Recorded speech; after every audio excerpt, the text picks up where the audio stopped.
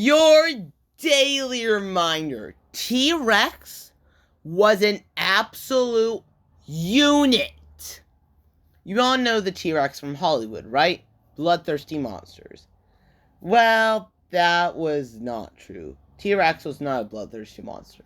But T-Rex was ridiculously strong. First, their bite force. Their whole head was built to pulverize bones. Yes, pulverize. Paleontologists estimate their bite force to be 8,000 pounds. So Hollywood got that right. Now, let's look at sight. Well, obviously their sight was terrible, you silly Billy. Look, this scene tells me so. If you are not standing, it cannot see you. If you just believe me, never trust Hollywood. Because the T-Rex actually had amazing eyesight. Their eyes were 13 centimeters across for reference. Our eyes are 2.5 centimeters across. So I can see you pretty well. Moving on, style. I know this means nothing for fighting, but just had to include it. Jurassic Park was not that far off, with a few corrections, like lips and the teeth. T-Rex's actual teeth were more like death bananas. You would think I'm gonna say feathers. A lot of people are smarter than me argue for both sides. But the gist is it might have had some, proto-feathers on its neck and top. Anyway, next. Speed.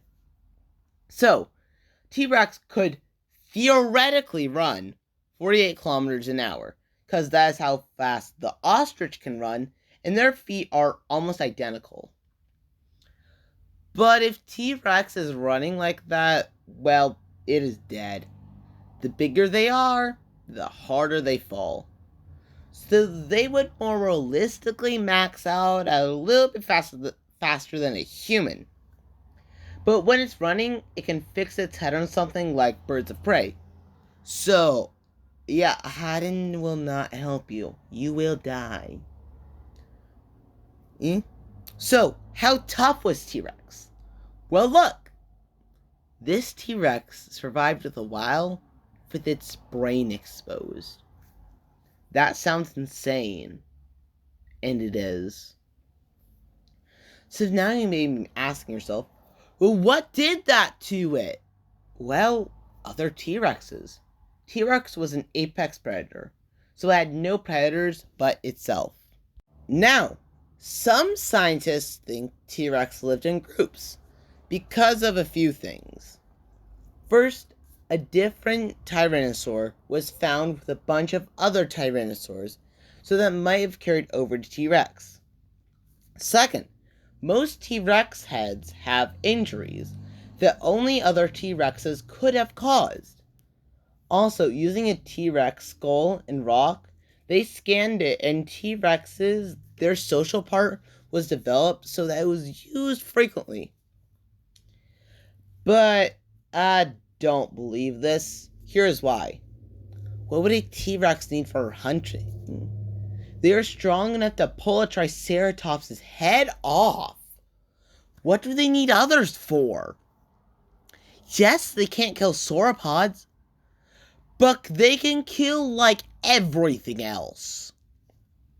In the documentary I was watching for this script, said that the teenagers were smaller and faster, and that they are so different, we used to think they were a different species.